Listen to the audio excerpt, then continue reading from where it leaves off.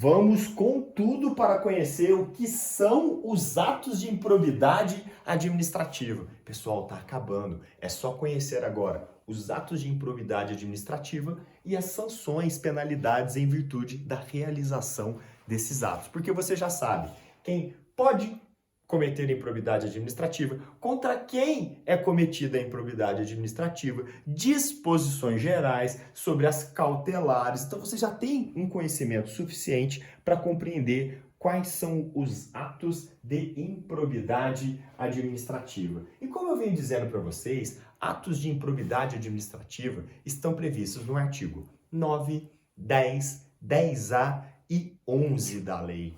Esta matéria era muito tranquila, porque eu falava só do artigo 9, 10 e 11, mas agora temos o intruso, que é chamado o artigo 10A. Então eu convido a vocês a conhecerem efetivamente o que é improbidade administrativa, pois, de acordo com o princípio da legalidade, só é improbidade aquilo que está discriminado na lei. Então vamos lá, artigo 9, 10 e 11. Primeira coisa, eu quero que você perceba, e eu vou colocar tudo aqui primeiro no quadro, eu quero que você perceba uma efetiva gradação.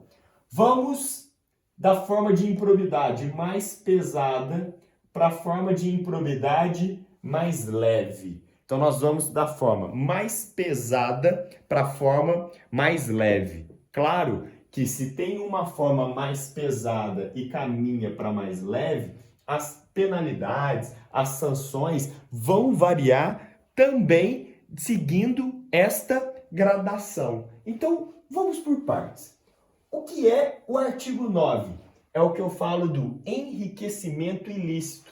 Se eu pudesse desenhar para vocês, se eu pudesse pegar a caneta e marcar aqui, colocaria um símbolozinho do dinheiro, mais uma setinha para baixo, que significa o quê? Causou um prejuízo para o erário e gerou um acréscimo no patrimônio da pessoa.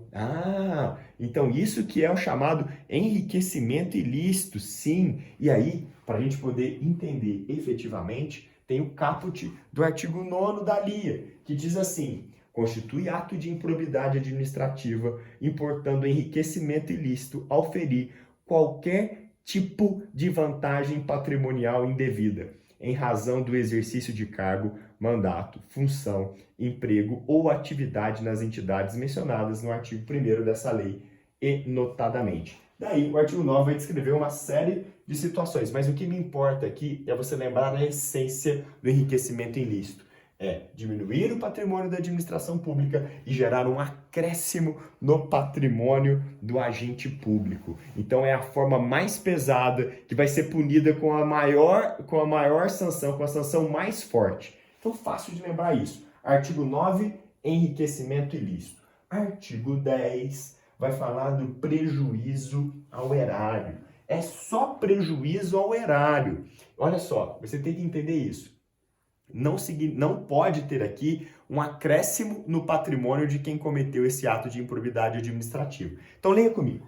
Artigo 10 diz assim: constitui ato de improbidade administrativa que cause lesão ao erário, qualquer ação ou omissão, dolosa ou culposa, que enseja perda patrimonial, desvio, apropriação, malbarateamento ou dilapidação dos bens ou haveres das entidades referidas no artigo 1º desta lei e notadamente. Então volta aqui comigo. Artigo 9º, enriquecimento.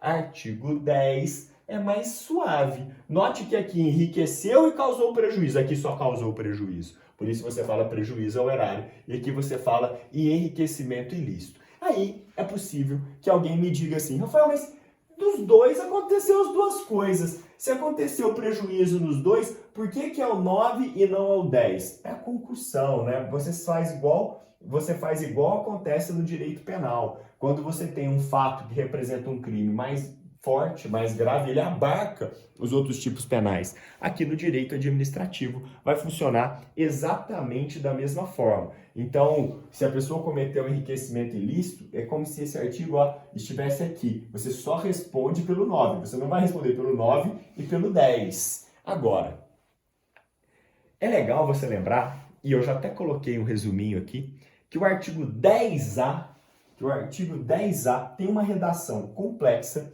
mas na verdade ele está se referindo a um problema relativo ao ISS ou ao ISS-QM. Que tipo de tributo é esse? É municipal, é estadual ou é federal? Esse tipo de tributo é um tributo municipal. Então, olha comigo.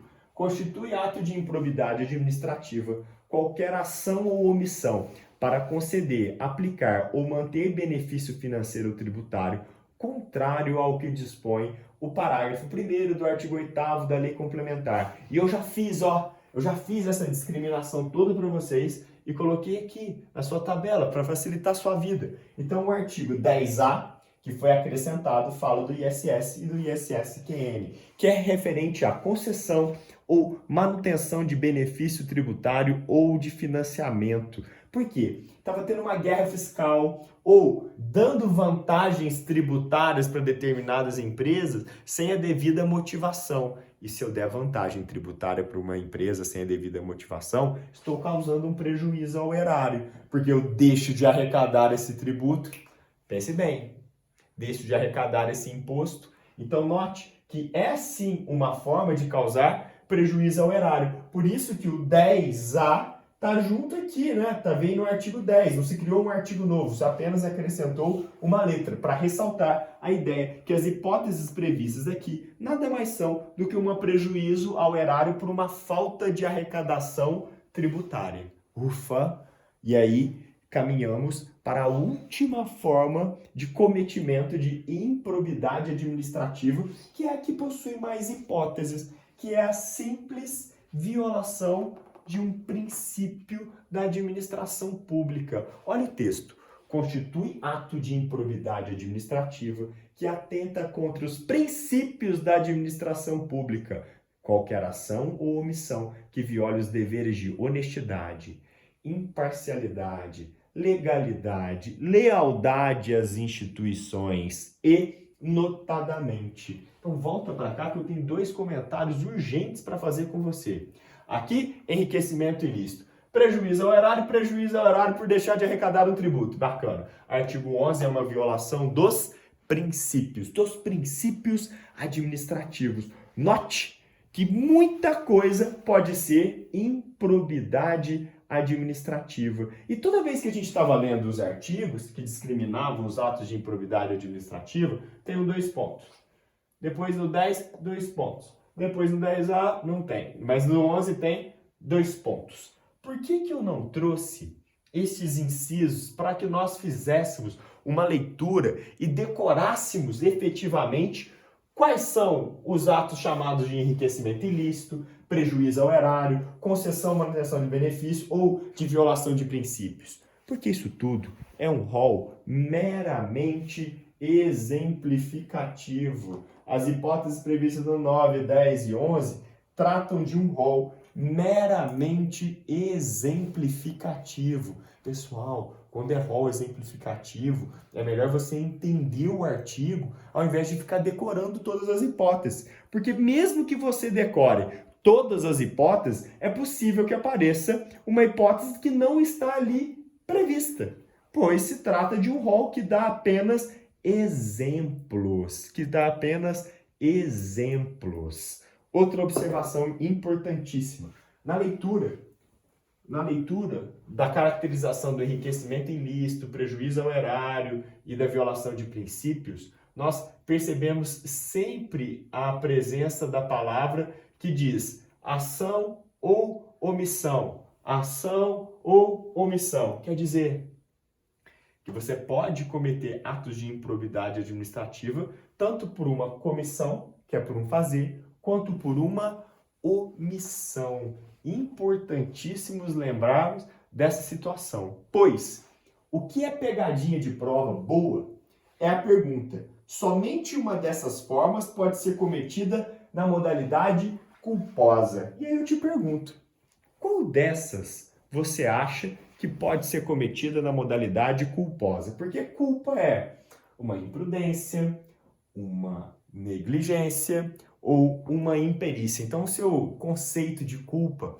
que você aprende lá no direito penal, você pode trazer para cá? Deve trazer para cá. E aí eu te pergunto, qual dessas hipóteses de atos de improbidade administrativa você entende que pode ser cometida na modalidade culposa? Porque o artigo 9, enriquecimento ilícito doloso, pode. Pode ser prejuízo ao horário doloso? Pode. Pode ser concessão, manutenção de benefício tributário doloso? Pode. Violação de princípio doloso? Pode. Então, doloso, você vem todos. Então é fácil. Você nem precisa montar uma tabela para distinguir isso, porque todos teriam essa tabela preenchida assim. Aceita a modalidade dolosa, aceita a modalidade dolosa, aceita a modalidade dolosa e aceita a modalidade dolosa. Mas uma delas não aceita.